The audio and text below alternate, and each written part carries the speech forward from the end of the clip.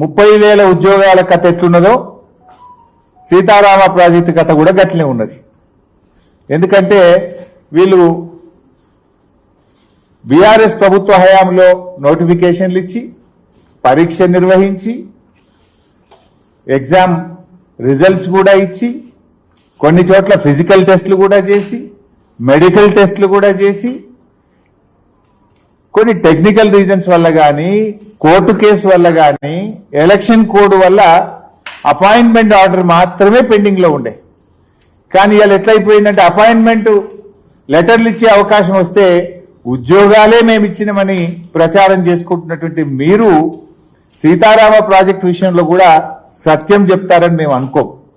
మేము కూడా ఏమి అనుకోవట్లేదు. నిజాలు చెప్తాం, ఇది బీఆర్ఎస్ చేసింది 90%, మేమేదో 5-10 పైసలు చేసినామని నిజాలు చెప్పే ధైర్యం మీకు లేదు. 30,000 ఉద్యోగాల కథ ఎట్లున్నదో సీతారామ ప్రాజెక్టు కథ కూడా గట్లనే ఉన్నది. ఎందుకంటే వీళ్ళు బీఆర్ఎస్ ప్రభుత్వ హయాంలో నోటిఫికేషన్లు ఇచ్చి పరీక్ష నిర్వహించి ఎగ్జామ్ రిజల్ట్స్ కూడా ఇచ్చి కొన్ని చోట్ల ఫిజికల్ టెస్టులు కూడా చేసి మెడికల్ టెస్టులు కూడా చేసి కొన్ని టెక్నికల్ రీజన్స్ వల్ల కానీ కోర్టు కేసు వల్ల కానీ ఎలక్షన్ కోడ్ వల్ల అపాయింట్మెంట్ ఆర్డర్ మాత్రమే పెండింగ్ లో ఉండే.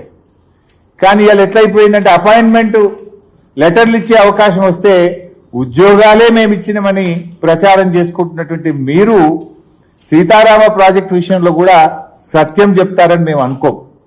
మేము కూడా ఏమి అనుకోవట్లేదు. నిజాలు చెప్తాం, ఇది బీఆర్ఎస్ చేసింది 90%, మేమేదో 5-10 పైసలు చేసినామని నిజాలు చెప్పే ధైర్యం మీకు లేదు.